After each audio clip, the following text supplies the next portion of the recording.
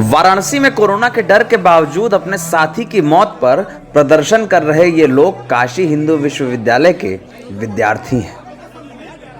बहस करते विद्यार्थियों के बीच खड़े बीएचयू के एमएस शरद माथुर हैं और कटघरे में वो व्यवस्थाएं जिसमें आम मरीज को एक बिस्तर तक नसीब नहीं हो पा रहा।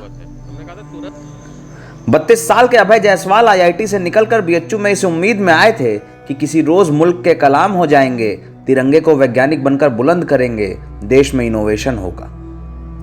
लेकिन एक रोज कोरोना हुआ तो अभय बीएचयू के अस्पताल पहुंचे, स्ट्रेचर पर लेटे रहे, हाथ जोड़कर गिड़गिड़ाते रहे, बेड मांगते रहे, लेकिन कुछ हो ना सका। छात्रों का आरोप है कि बीएचयू ने बेड नहीं दिया और अभय तड़प कर इस काशी से विदा हो गए।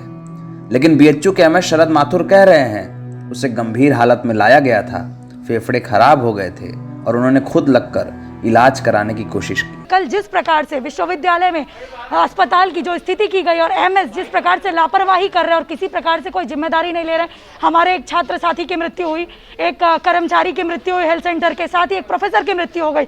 जो यहाँ के हॉस्पिटल प्रशासन का गैर जिम्मेदाराना रवैया है, उसके खिलाफ हम यहाँ आकर खड़े हुए और हमारी ये मांग है कि एमएस साहब इसकी जिम्मेदारी लेते हुए तत्काल प्रभाव से इस्तीफा दें।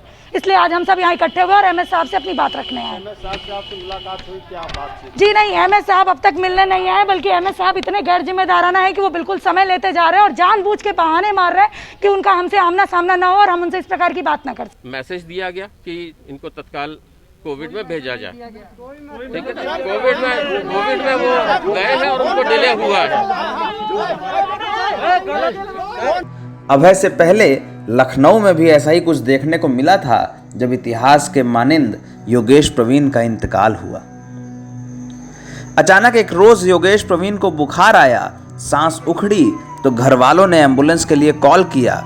मंत्री ब्रिजेश पाठक जैसे एम्बुलेंस की पैरवी करते रहे, लेकिन योगेश प्रवीण तो लिखने वाले थे। इतने छोटे से आदमी, कहां से मिलता है एम्बुलेंस, कहां से इलाज और कहां से डॉक्टर। एम्बुलेंस नहीं पहुंच पाई और इतिहास लिखने वाले योगेश प्रवीण इतिहास में विलीन हो गए। मंत्री ब्रिजेश पाठक ने इसके बाद चिट्ठी में लिखा कि योगेश प्रवीण की जान वक्त पर एम्बुलेंस ना मिलने से गई। ना एम्बुलेंस मिली, ना बेड मिला, ना इलाज, ना डॉक्टर और ना सहानुभूति। कोरोना से लड़ती राजधानी में एक मामला और भी था। गोमती नगर के विनम्र खंड में रहने वाले रिटायर्ड जज रमेश चंद्रा अपनी पत्नी के साथ संक्रमित हुए। 67 साल के जज साहब और 64 साल की पत्नी 3 रोज तक एम्बुलेंस का इंतजार करते रहे। आवाज आती रही, बस 5 मिनट में पहुंच रहे हैं। जज साहब कोशिश करते रहे, एम्बुलेंस नहीं आई, ना इलाज मिला। 3 रोज बाद पत्नी की सांस छूट गई और इस दुनिया का जंजाल भी। रिटायर्ड जज साहब की पत्नी कोरोना संक्रमित होने के बाद इस दुनिया से विदा हो गई तो जज साहब ने हाथ से चिट्ठी लिखी, सोशल मीडिया पर दर्द जाहिर किया, पर सुने कौन।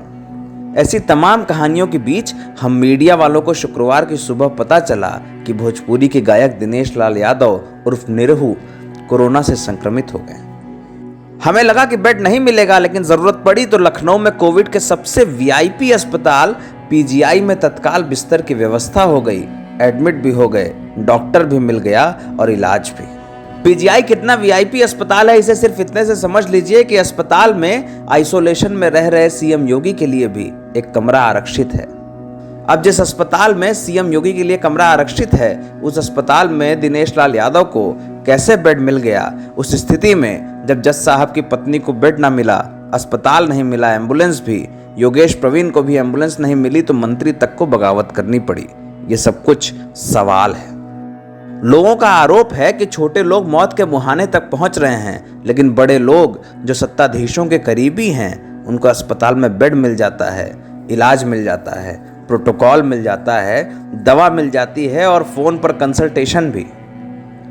लेकिन अगर दिनेश लाल यादव को बेड मिलना आसान था तो योगेश प्रवीण को एम्बुलेंस मिलने में क्या परेशानी थी? यह सवाल पूरे लखनऊ में पूछा जा रहा है। सवाल पूछा जा रहा है उस जज साहब की तरफ से जिन्होंने पत्नी को खो दिया, उस लड़के की तरफ से भी जिसकी बनारस में जान चली गई।